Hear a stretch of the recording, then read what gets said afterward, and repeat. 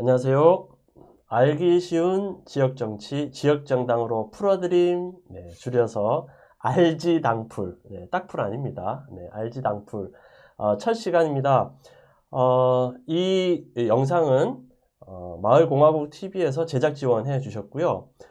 저는 작년 10월 달에 지역정당의 기치를 걸고 직접행정 영등포 당을 창당한 이용이라고 합니다. 반갑습니다. 그리고 옆에 계시는 분은 누굴까요? 네? 네. 저는 나라살림연구소라고 하는 민간 예산 재정연구소에서 일을 하고 있습니다. 김상철이라고 합니다. 반갑습니다. 네. 이렇게 영상을 촬영하게 된 것은 많은 분들이 지역 정치가 되게 중요하다고 얘기했는데 막상 토론회랑 뭐 이야기를 하다 보면은 모여있는 사람들끼리 아는 얘기만 하는 경우를 많이 봤습니다. 그래서 지역에 이제 뭐 주민자치회, 뭐 자원봉사 하시는 분들, 그러니까 지역에 뭐라도 공익적인 노력을 하시는 분들과 이런저런 얘기를 하다 보면은 생각보다 거의 ABC 자체도 모르는 경우가 많더라고요.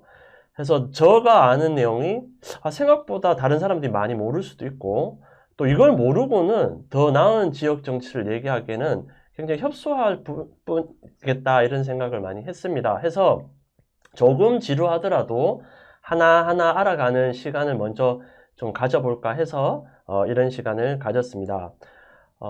혹시 이 영상을 보시는 분들 중에서 이번 지방선거에 투표는 다 하시겠죠? 네. 혹시 어떤 분을 구청장으로 뽑으셨나요? 혹시 당선된 구청장 이름 아세요? 네, 물론 댓글로 답을 하겠지만 네. 의원들은 혹시 자기 지역구에 누군지는 아세요? 이름 정도는? 아마 모르시는 분도 꽤 많으실 거라고 생각을 하고 선거 때만 누구가 뭘 하지 뭐 누가 뭐 한다고 하지만 이야기하지 선거가 지난 다음에는요 볼 수도 없고 뭐 의원을 지나가도 그 사람이 의원인지 모르는 경우가 허다합니다. 근데 직접 저희들이 뽑아놓고 이렇게 모르니까 또 모르는 경우가 더 생기는 것 같기도 하고 또 그럼으로 인해서 지역 정치가 잘 안 된다고 생각하시는 분도 꽤 많습니다. 해서 먼저 계시는 자치구의 구청장이 누군지 도대체 뭘 관심 있게 그분이 생각하시는지 그리고 의원은 도대체 누군지 정도는 이번 시간을 마치고 한번 검색해 보시면 좋을 것 같다는 생각이 들고요. 근데 지나다가 이런 얘기는 들었어요. 구청장이랑 구의원은 뭐가 달라요? 네? 네, 아니 되게 너무 기본적인 거죠. 그래서 저는 당연히 아니 구청장은 행정을 좀 대표하고 우리 하시는 분이고 뭐 의원이니까 뭐 국회의원 정도? 그러면 뭐 의원 뭐 삿대질 좀 하고 뭐 그냥 뭐 주민의 대표인 양 돌아다니고 뭐 그런 거 아닐까요? 기본적으로 민주주의 정치 체계에서 그 단체장과 그 다음에 의회를 구분하는 것은 이 민주주의의 기본적인 원칙 중에 하나가 권력의 집중을 막는다는 거죠. 그러니까 네. 한쪽의 권력을 다 몰아주는 방식보다는 입법, 사법, 행정의 권한을 분산시켜서 서로 견제할 수 있도록 만드는 것이 어쨌든 민주주의적 정치 제도가 가지고 있는 형식상의 장점 혹은 특징입니다. 그러니까 그런 면에서 보면 단체장이라고 불리는 뭐 구청장, 시장 뭐 이런 분들은 행정의 수반으로서 그 기능을 하게 되는 것이고 그런 행정이 하는 행위에 대해서 특히 중요한 부분, 이를테면 법률 혹은 조례 혹은 예산 뭐 이런 것들에 대해서 심의하고 결정하는 권한을 의회가 갖는 방식으로 이렇게 구분을 해놓은 거죠. 그래서 행정 권한을 단체장이 가지고 있고 또 그것에서 예산이나 법률에 대한 재정 권한을 의회가 분점하면서 서로 견제하도록 만들어 놓은 형태가 되겠습니다. 네. 나오신 얘기 중에 아마 단체장이라고 들으셨을 겁니다. 여기서 말하는 단체장은 무슨 작은 단체장을 얘기하는 그렇죠. 건 아니고 기초단체장을 아마 말씀하신 것 그러니까 같고 네. 그게 법률이, 그러니까 외국 같은 경우는 대부분 이제 지방정부라고 번역될 수 있는 용어를 사용하지만 한국에서는 지방정부라는 용어가 법정 용어는 아니에요. 지방자치단체라고 하는 방식으로 규정이 되어 있고 사실은 이 부분이 그래서 법률 개정을 할 때 늘 얘기가 되는 부분입니다. 한국도 이제 지방정부라는 말 쓰자라고 하는데 아직 이제 정부라고 하는 말을 사용하지는 않죠. 그러다 네. 보니까 이제 보통 자치단체 혹은 지자체 이렇게 부르게 되다 보니까 일반 시민들 입장에서는 이게 동네에 있는 무슨 협단체 뭐 이런 거라고 이렇게 그 얘기하나 이렇게 하시는 분도 사실 있긴 합니다. 네, 여기서 한 가지만 확인해 보면 될 것 같아요. 그냥 단체장, 그냥 구청장 맞습니다. 정도로 그냥 이해하시면은 이후에 뭘 진행을 되더라도 기초단체, 영등포구 아니면 성북구, 그렇죠. 이걸 우리를 기초단체로 보는구나. 그렇죠. 이제 이렇게 이제 이해하시면은 이후에 진행하는데 좀 어려움이 없을 것 같고요.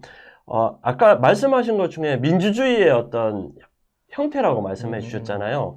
그러니까 입법권, 뭐 사법권, 뭐 행정권 네. 이렇게 있는데 지방 정부에서 보면은 어떻게 보면 입법권과 행정권이 있는데 사법권은 어떻게 보면은 없는 거라고 봐야겠네요. 아니요, 중앙정부든 지방정부든 공통의 사법기구를 갖고 있는 거죠. 그게 이제 소위 이제 법원이라고 불리는 거고, 실제 그 지방정부 차원에서도 이런저런 갈등이 있을 때는 당연히 뭐 행정적 갈등이면 행정법원에 가고, 아니면 이게 민사적이거나 혹은 형사적일 경우에는 또 관련된 법원에 가는 것과 마찬가지 이치입니다. 네. 그럼 이제 행정에 대해서 좀 알아보려고 합니다. 원래 저희들이 이제 구청장을 뽑았지 않습니까? 단체장. 네. 이제 그분은 주로 행정을 대표한다고 말씀해 주셨는데 도대체 행정은 뭔가요? 행정은 공적인 사무를 하는 것이죠. 그러니까 여기서 이제 공적 사무라고 하는 것은 뭐냐면 왜 행정조직이 필요하게 됐냐, 이거는 인간이 왜 모여서 살게 됐냐라는 얘기와 마찬가지입니다. 철학적인데. 예, 아유, 철학적인 게 아니라 당연한 건데요. 보통 이제 사람들은 개인적으로 생기는 문제에 대해서 내가 해결할 수 있으면 자기가 해결하려고 합니다. 왜냐하면 이제 대부분 다 주체적인 능력들이 있기 때문이죠. 동네에서 벌어지는 일이나 혹은 공동생활을 할 때 벌어지는 일을 특정한 사람이 문제를 해결하기 되게 힘듭니다. 그럴 때는 우리는 모여서 그 문제를 해결하려고 하죠. 사실은 모여서 문제를 해결한다라고 하는 것이 행정의 가장 기본적인 요체가 됩니다. 그러니까 네. 그것을 공식화해 놓고 제도화해 놓은 것이 행정이라고 부를 수 있죠. 행정에 대한 과정은 아마 세 가지 정도로 이렇게 정리를 해주신 것 같아요. 그래서 행정의 정의는 어떻게 보면 지금 단체장이 하고 있는 우리가 주로 알고 있는 대부분의 구청에서 하는 대부분의 업무. 그냥 뭐 공무원이 하는 일, 이게 이제 행정이라고 보통 생각을 하죠. 네네. 공무원이 하는 모든 일, 행정. 네. 근데 그게 어떻게 움직일까요? 기본적으로 그 공무원이 하는 행위는 다들 이렇게 얘기해요. 조금 행정이랑 관계를 맺으신 분들은 공통적으로 하는 말이 뭐냐면 공무원은 무조건 근거를 가지고 움직입니다 라고 얘기를 합니다. 여기에서 이제 블랙박스가 이제 근거라는 거죠. 이 근거라고 하는 건 몇 가지 유형으로 나눠볼 수 있는데 가장 대표적인 게 선출직 공직자의 정치적 의지입니다. 그러니까, 의지. 예, 의지죠. 이를테면 시장님이 하고 싶어요. 구청장님이 하고 싶어요. 우리 군수가 이걸 한대요. 이라고 하는 일종의 단체장이 가지고 있는 어떤 정치적 의지가 근거가 되는 경우가 굉장히 많고요. 그리고 가장 일반적인 형태는 법률로서 하도록 되어 있는 것이라고 하는 것도 가장 일반적이고, 그리고 그 다음으로 우리가 잘 보기 힘든 것 중에 하나는 그냥 관행적으로 늘 그러해왔기 때문에 하는 것들도 일반적인 행정사무의 상당 부분을 차지하고 있습니다. 네. 그러면 저희들이 투표를 통해서 하는 거는 그분의 의지를 믿고 그쵸. 이래 투표를 하는 게 더 가깝겠네요. 가장 이상적인 형태, 그러니까 교과서적인 답이라면 보통 이제 그 후보로 나오시는 분들이 우리 동네의 어떤 문제를 해결하기 위해서 이런 거 할래요? 라고 하는 걸 내세우죠. 우린 그걸 이제 공약이라고 부르고, 그러면 이제 그 선출된 사람은 자신이 내놓은 공약을 실천하기 위해서 행정력을 동원해서 그 일을 되게끔 만들죠. 그게 이제 소위 그 선출직 공직자의 정치적 의지라고 하는 부분인데, 많은 경우 공약이라고 하는 이유로 되긴 하지만 이런 거죠. 유권자인 시민들이 그 공약의 1부터 100까지 다 동의하기 때문에 지지하는 게 아니라 상당 부분 동의하기 때문에 지지를 하는 걸 겁니다. 그럼 그 얘기는 이 사람이 당선됐다고 그 사람의 공약을 다 해야 되는 거냐? 그렇지는 않은데 한국적 상황에서는 대부분 당선되면 모든 공약은 프리패스를 갖는다. 그러니까 소위 이제 속된 말로 까방권을 갖는다. 뭐 이렇게 아. 생각하는 경우가 많아요. 근데 외국의 경우에는 전혀 그렇지가 않습니다. 외국의 경우에는 공약사항이라 하더라도 그것에 대한 의견 청취를 하는 것이 일반적인 관행인데 한국의 경우에는 대부분 나 당선됐어! 그러면 유권자들이 알 리도 없는 그 공약서의 모든 것들을 다 할 수 있는 일종의 프리패스권을 네.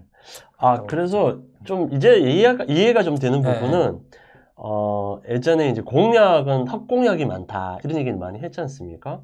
그럼 이제 되기 위한 자기 의지의 표현 정도로 이해하는 게 좀 현실적일 것 같고요. 이제 되고 나서 이제 이거를 행정과 어떤 식으로 이제 이 집행을 할 건가에 대한 거는 이제 계속 좀 주시하고 봐야지만 확인할 수 당연하죠. 있는 거겠네요. 당연하죠. 네. 그러니까 보통 이제 단체장들이 매년 공약 이행 점검이라고 하는 걸 하고 거의 모든 구청장, 군수, 시장은 그 시 홈페이지 내에 자기 사이트를 따로 갖고 있어요. 그래요? 단체장 사이트가 따로 있습니다. 거기에 메뉴에 보면 공약 이행 상황이라고 하는 것이 늘 있어요. 그 법률사항인가요?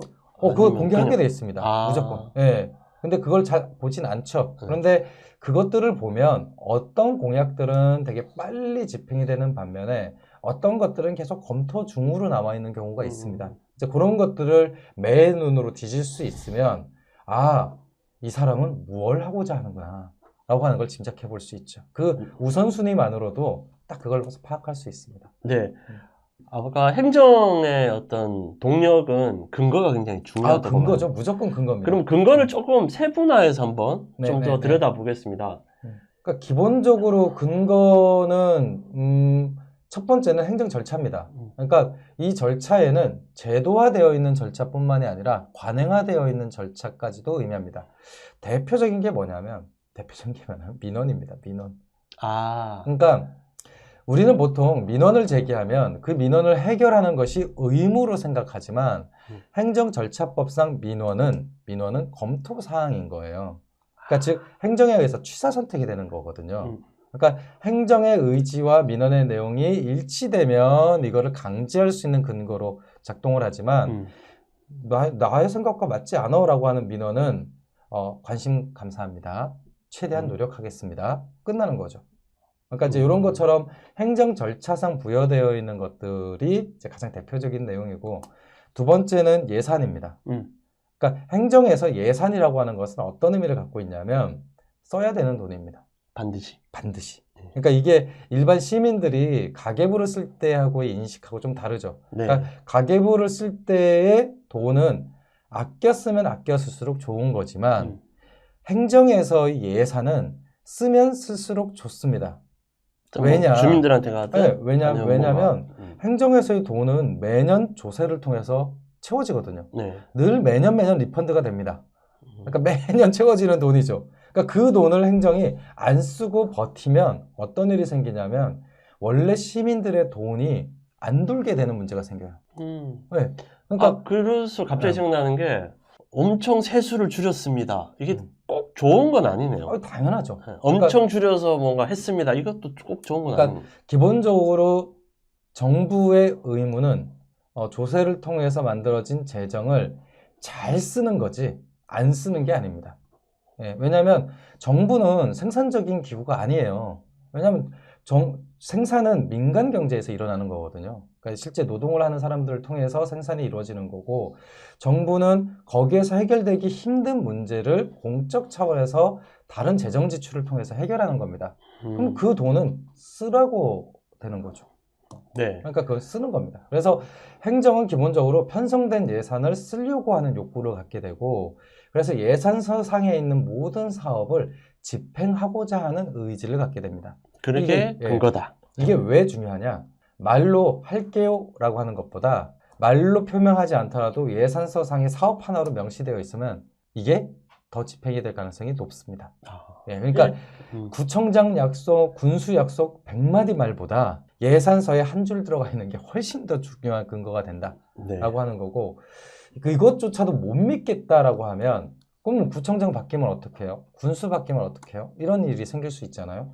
그럴 때에는 소위 입법 과정을 통해서 근거를 만들어 놓는 겁니다. 그게 바로 조례죠. 그러면은 예산이 없는 조례도 있을 수 있고, 맞습니다. 그러니까 예산은 있는데 또 조례가 없은 경우도 있겠네요. 그렇죠. 네. 그리고 예산과 조례가 없는 행정 절차도 있을 수 있습니다. 그러네요. 왜냐하면 이제 민원에 대한 아, 어떤 네, 근거가 그렇죠. 되는 것도 있으니까. 그러면 좀 더 구체적으로 한번 그 근거들에 대한 내용을 한번 좀 들여다 보겠습니다. 먼저 이게 어떻게 이제 운영되는가를 한번 보면 될 것 같고요.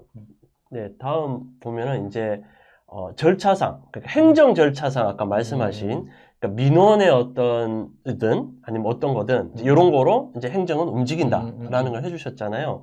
그러면은 이제 행정 절차법 그렇죠. 뭐 그러니까 기본적으로 우리가 이제 행정을 만날 때 특히 공무원을 상대할 때 반드시 기억해 주셨으면 하는 것 중에 하나는 그 근거라고 하는 것이 사실 매우 중요한데 우리가 공무원을 만날 때에도 반드시 고려해야 되는 부분입니다. 그러니까 가장 낮은 수준으로 얘기하면 이런 거죠. 전화 통화를 했는데 공무원이 이렇게 얘기했어라고 이야기하시는 분이 계세요. 맞아요. 네, 네. 많이 봅니다. 그러면 저는 그렇게 얘기를 합니다.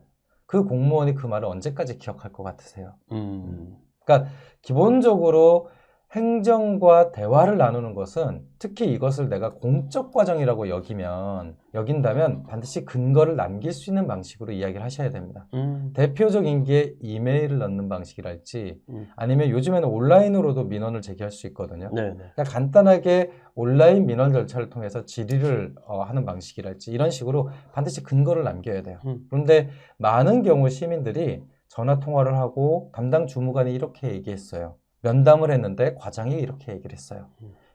저는 이제 직접적으로 얘기하면 그런 거 아무 의미 없습니다. 아무 의미 없습니다. 차라리 그렇게 면담을 하셨으면 지금 하신 내용을 공문으로 해서 주셨으면 좋겠습니다. 이 정도까지 되면 오케이. 그런데 100번 만나서 과장님 얘기 들어봤자 그 과장님 다른 데로 전출 가잖아요. 아무 의미 없습니다. 전임 과장이 약속했다고? 그럼 현임 과장이 그거 지키는 사람 1도 못 봤습니다. 맞습니다. 네. 그래서 행정 절차라고 하는 것은 공무원이 따라야 되는 덕목이기도 하지만 공무원을 상대하는 시민으로서 우리가 가져야 되는 덕목이기도 해요. 네. 우리도 근거를 만들어야 됩니다. 그리고 그 내용이 행정절차법에 명시되어 있습니다. 그러니까 행정절차법은 행정이 행정 업무를 하는데 반드시 따라야 되는 규칙들을 담고 있습니다. 그리고 여기에서의 몇몇 원칙 중에 하나가 투명성의 원칙, 신뢰 보호의 원칙, 신의 성실의 원칙이라고 하는 것들인데 투명성의 원칙이라고 하는 것은 공개 의무입니다. 그러니까 행정 절차는 기본적으로 공개되어야 해. 해서 아까 말했던 우리가 이제 원하는 공문을 주십시오. 네, 이거는 맞습니다. 누가 봐도 인정할 수 있는 문서적인 역할이 맞습니다. 필요하다라는 게 이제 맞습니다. 그 원칙인 맞습니다. 거죠. 네. 그리고 신뢰 보호의 원칙이라고 하는 것은 행정에서 뭔가 규칙이나 법률을 바꿀 때에는 반드시 거기에 대한 합당한 절차를 해야 된다는 겁니다. 그러니까 어제까지는 가가 맞았는데 갑자기 내일부터 나가 맞게 돼요. 그럼 우리는 행정을 신뢰할 수가 없겠죠. 네. 그래서 이런 것들을 변경할 때에는 주어져 있는 절차들을 따르게 되어 있습니다. 당연히 공청회를 해야 되고 입법 예고를 적절하게 해야 되고 하는 절차를 부여하고 있는 거죠. 그게 이제 신뢰 보호의 원칙과 관련된 거고 신의 성실의 원칙이라고 하는 걸 우리가 되게 많이 사용하긴 하는데 이것의 가장 기본적인 의미는 뭐냐면 행정이 시민에 대해서 불리한 행위를 할 리가 없다라고 하는 믿음입니다. 그러니까 시민들은 기본적으로 행정기관에 대해서 어떤 생각을 가질 수 있어야 되냐면 저들이 하는 행위가 우리에게 불리할 리가 없어 라고 하는 믿음이 있어야 합니다. 이게 이제 소위 최소한의 신의 성실과 관련된 내용입니다. 그렇지 않으면 시민이 행정기관을 계속 적대시하거나 저 사람들이 나에게 뭔가 해코지를 할 수도 있어 라고 하면 그 정보가 필요해질까요? 불필요하죠. 그렇죠. 구태여 우리가 그걸 만들 이유가 없는 겁니다. 그러니까 기본적으로 우리는 행정조직에 대해서 저들이 하는 행위는 우리에게 해를 끼치지 않을 거야 라고 하는 기대가 충족되어야 합니다. 이게 이제 신의 성실의 원칙인 거죠. 그러니까 네. 우리가 행정에 대해서 갖고 있는 무기는 이 세 가지 원칙입니다. 이 중에 하나라도 어긋나면 그거는 민주주의 국가에서 행정이 지켜야 되는 원칙을 따른다라고 보기 힘들겠죠. 네. 자, 그러면 실예로 저희 동네 저희 길 가는데 어두우니까 가로등 하나 설치해 주세요. 이런 민원이 있을 수 있고 저희 보니까 도서관 하나 지었으면 좋겠네요. 네. 자, 이 정도 두 가지를 내가 추진하고 싶어요. 네. 그러면 어떻게 해야 되나요? 일단 가로등을 만들어주세요는 단순 민원으로도 충분히 가능하고요. 왜냐하면 보통 행정에서 그러니까 어떤 것들을 판단해 주시면 좋냐면 행정이 이미 하고 있는데 하나를 더하는 건 어렵지가 않습니다. 이를테면 가로등 교체 사업은 행정이 매년 하는 반복성 사업에 가까워요. 그럼 거기에 여기 가로등 하나만 추가해 주세요는 전혀 어렵지 않아요.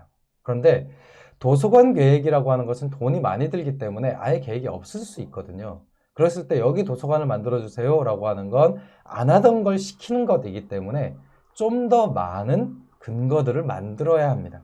이를테면 집단 민원 방식이 됐던 아니면 단체장을 통해서든 아니면 지방의회를 통해서든 아니면 법률적 기준에 따라서 이 지역보다 이 지역에 도서관이 더 필요하다라고 하는 어떤 합리적 근거가 됐던 이런 것들을 만들어야 될 필요가 있죠. 그래서 이런 것들의 차이가 있을 뿐입니다. 네. PD님이 쑥 들어오니까 저도 할 말이 없는데 아주 좋은 질문이었고 아마 이런 질문을 많은 분들이 가지고 계시는 것 같아요.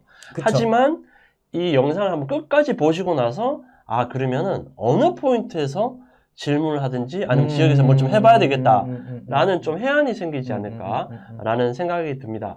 그러면 다음 이 내용으로 넘어가면은 그러니까 말씀하신 행정 절차가 이제 어떻게 보면 시민들이 원하는 어떤 근거를 만들어서 그걸 이제 행정이 하려는데 실제 그렇게 움직이는 거는 우리는 잘 모르지 않습니까? 그러니까 행정에서 어떻게 움직이는 잘 모르죠. 네네. 그러니까 딱 두 가지를 기억해 주셨으면 좋겠는데 행정 조직은 사업이 있고 나서 조직이 있는 겁니다. 조직이 있어서 사업을 만드는 게 아니에요. 그러니까 곰곰이 생각을 해보시면은요, 단체장이 바뀝니다. 바뀌면 단체장이 하고 싶은 사업들이 있어요. 네. 하고 싶은 사업을 위해서 조직을 만드는 겁니다. 그러면 이제 되고 나서 일정 정도의 조직 개편은 당연한 거죠. 당연한 왜냐하면 거네요. 네. 새롭게 하고 싶은 일이 있기 때문에 그렇습니다. 음. 근데 이거는 단체장이, 그러니까 즉 선출직 공직자가 여기를 혼란케 만드는 것이 아니라 행정조직에서는 당연한 거라고 생각해 주시면 좋겠습니다. 그럼 그 얘기는 뭐냐면 조직 구조가 바로 사업 구조를 의미한다라고 볼 수도 있습니다. 그래서 행정조직은 굉장히 유동적이고 탄력적으로 바뀐다라고 생각하는 것이 맞습니다. 만약에 하나의 행정조직이 영원불면으로 있으면 거기는 지역 변화가 거의 없다고 보셔야 됩니다. 그러니까 오히려 조직 변화가 좀 활발한 것이 좀 더 역동성이 있고 괜찮은 거죠. 이게 우리가 일반적으로 생각하는 민간에서의 조직이나 단체를 바라보는 인식하고 좀 다른 부분입니다. 보통 민간에서는 그런 거잖아요. 오래간 단체, 역사성이 있는 단체, 이런 데가 되게 좋은 단체로 비춰지지만 행정에서는 그렇지 않다. 행정은 사업이 새롭게 생기게 되면 당연히 거기에 따른 조직이 만들어지는 것이 당연한 거다 라고 하는 것을 기억해 주시면 좋겠고, 두 번째는 행정은 굉장히 성과 위주의 조직입니다. 성과. 네. 그리고 자체적인 성과 기준들을 갖고 있습니다. 이게 우리가 시민들한테는 잘 보이지 않죠. 저희가 생각하는 이제 어떤 기업에서의 성과하고는 좀 다르겠네요. 다르죠. 네. 그러니까 보통 이제 그 단체에서 내걸고 있는, 그러니까 지방정부마다 내걸고 있는 비전 있잖아요. 이를테면 뭐 사람이 아름다운 뭐 땡땡고 만들기, 희망, 뭐 행복, 희망, 미래, 뭐 이런, 도시, 그렇죠.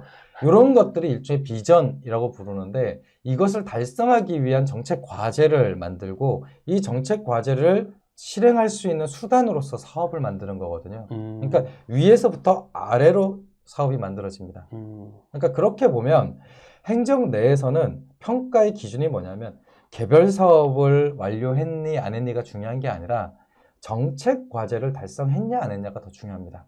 그리고 이것을 행정 안에서는 성과 목표라고 얘기합니다. 현재 이를테면 이런 거죠. 보도블록을 교체해요. 근데 보도블록을 교체할 때 이 사업이 잘 됐는지 안 됐는지에 대한 기준을 어떻게 설정할까요? 보통 행정에서는 주민 만족도로 평가합니다. 네. 이걸 교체했더니 주민들의 만족도가 좋아졌어요. 근데 만족도 설문이나 이런 걸 해본 적이 한 번도 없는데. 그러면 사업 방식이 어떻게 되냐면 사업 종료 시점에 반드시 만족도 조사를 하도록 유도가 됩니다. 왜냐하면 그걸 하지 않으면 이 사업이 성공했는지 안 했는지에 대한 지표 평가가 불가능하니까요. 그래서 도로 같은 경우는 어떻게 하냐면 도로는 포장률 개념입니다. 그러니까 시가화되어니까 도시 지역 중에서 포장률을 90%에서 91%로 높이는 게 만약에 목표다라고 하면 사업부서는 어떻게 작동하게 되냐면 어떻게 해서든 도로를 까는 방식으로 작동합니다. 음. 왜냐하면 포장률을 높여야 되니까요.